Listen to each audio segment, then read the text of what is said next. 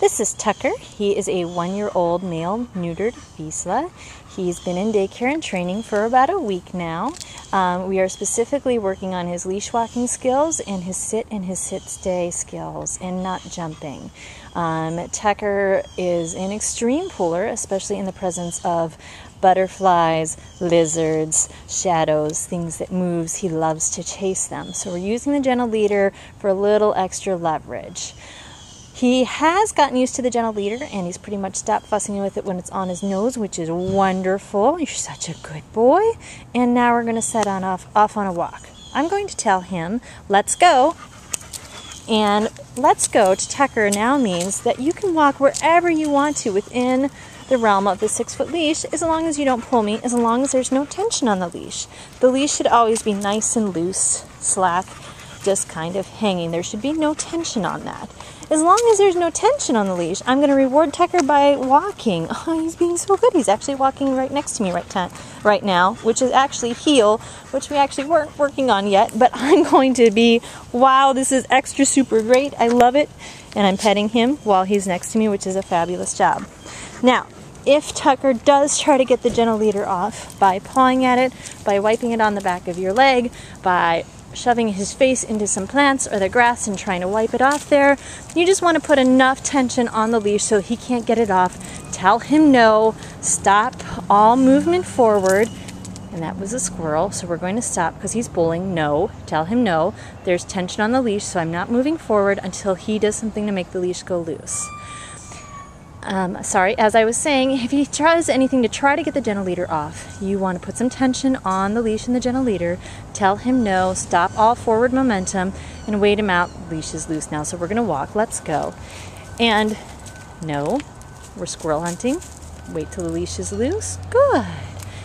And sometimes it's just that quick. No and good, and no and good. This is definitely 100% improvement, though, from the beginning of the week, where he was pulling nonstop. Now it's pretty much just if he sees something that he'd like to chase, we get a little confused about whether we can chase it or not. I'm paying special attention here because there might be some tension on the leash, but I'm feeling pretty confident that it's actually loose and he's not actually pulling on me. So I'm going to continue forward momentum. Oop, no. Good. Nope, there's tension on leash. Good. He took it off. So, if he tries to get the gentle leader off, you want to put some tension on it, on the leash, in the collar, and you want to tell him no. Stop your forward momentum. Wait until he does something, until he calms down and relaxes and stops trying to fight the gentle leader.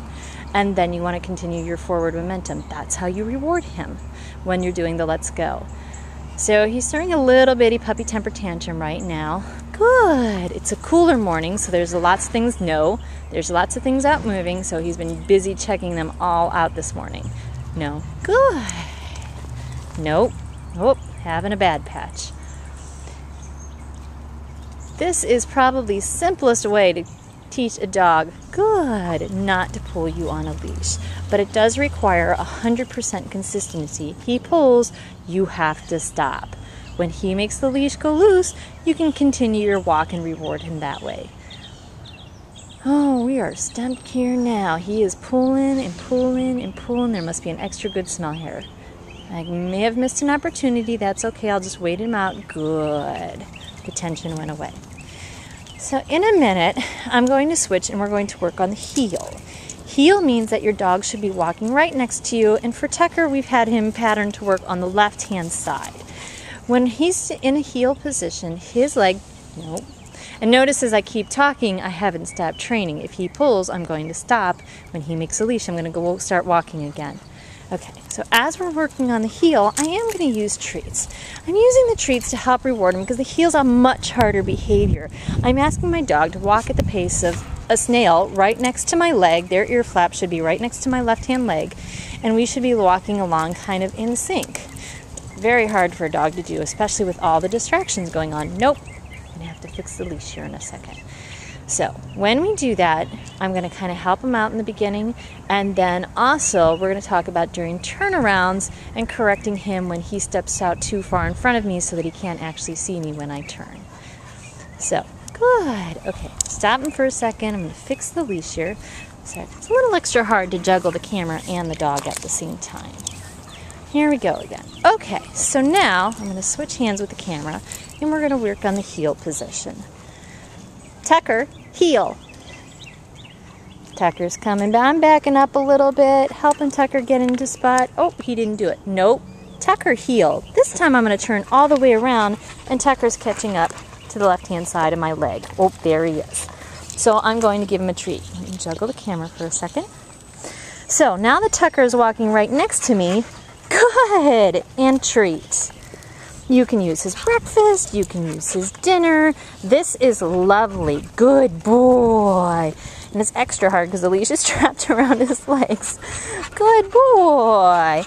He doesn't need to pay attention to you. He can actually be, I actually prefer that he be looking forward and watching where he's going and enjoying the walk. Good. But like I said, a little tricky with the camera and the treats. I usually keep, I'm actually going to fix it right now because it's not working very well for me. I like to keep the dog and the treats on my left-hand side and the leash over my right wrist. Leash on the right wrist, so it's just hanging there. I'm not doing anything. I'm not putting any pressure on it. Tucker, heel. And now I've got the treat in the left hand and the dog is right there. So if I do feed him and reward him for being right next to me, he doesn't have to kind of bend his body around the front of me and we end up tripping over each other. So treat, dog, left hand side, leash on the right hand side. Being so good, I love this. So as long as he's walking right next to me, I'm going to start making it a little bit harder. Walk a little bit further before I give him any treats. If he does kind of start to step out in front of me, I'm going to tell him no. Turn around, walk the other direction, and let him catch back up with me. Good job.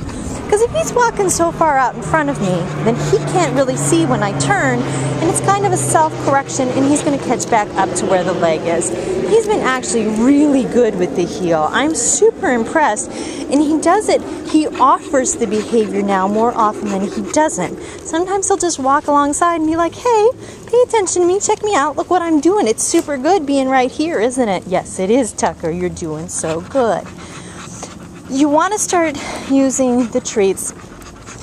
When you first start doing the heel, I would say use the treats pretty regularly. You can use his kibble, use his dinner to get him to walk right next to you, but pretty quickly after a day or two, you're going to want to use them on a variable reinforcement rate.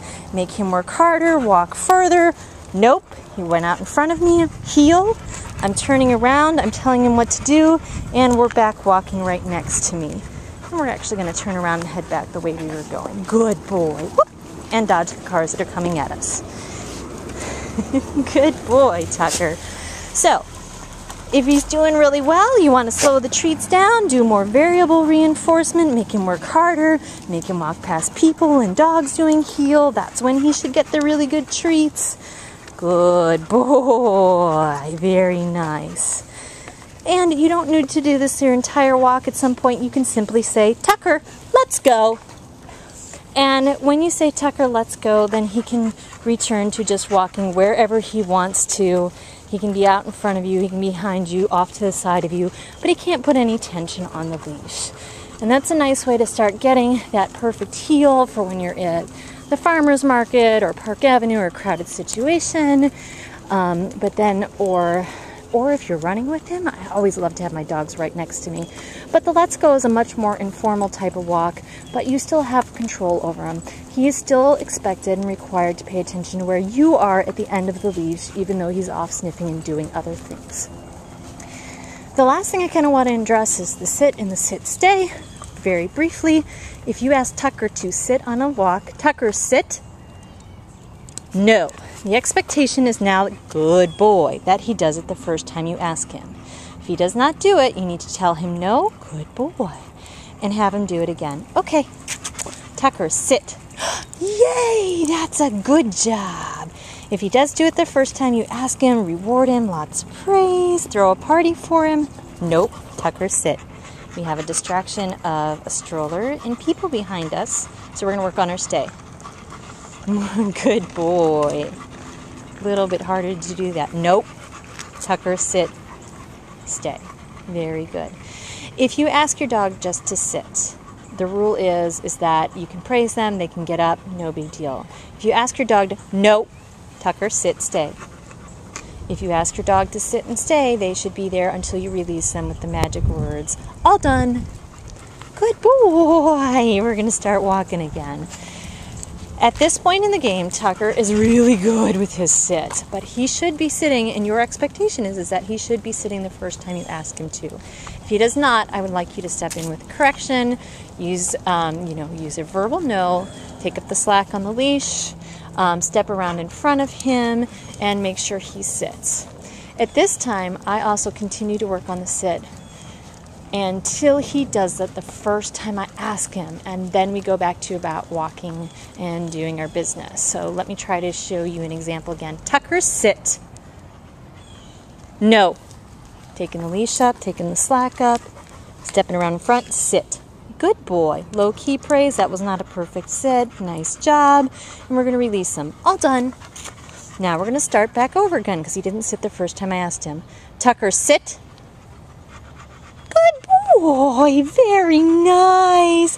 That one was super good, buddy. I'm even going to give him a treat for this one. Let's go. And I'm going to give him the command to go back to loose leash walking and just not putting any tension on the leash.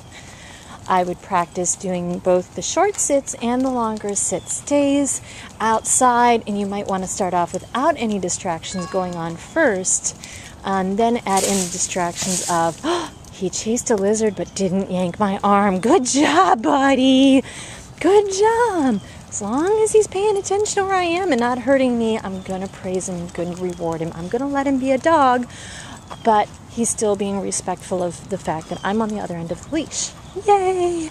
So, practice your short sits and your sit stays when no one else is around, and then build them up, make them harder, and have them do them when other people are around. I would definitely still use occasionally treats for when he sits the first time you ask him to. Just build up that wonderful first time sit. And then I also might use some treats still while you're having him do sit stay. But certainly at this time, Tucker is ready and willing to work a little bit harder, and your expectations can be a little bit higher of him.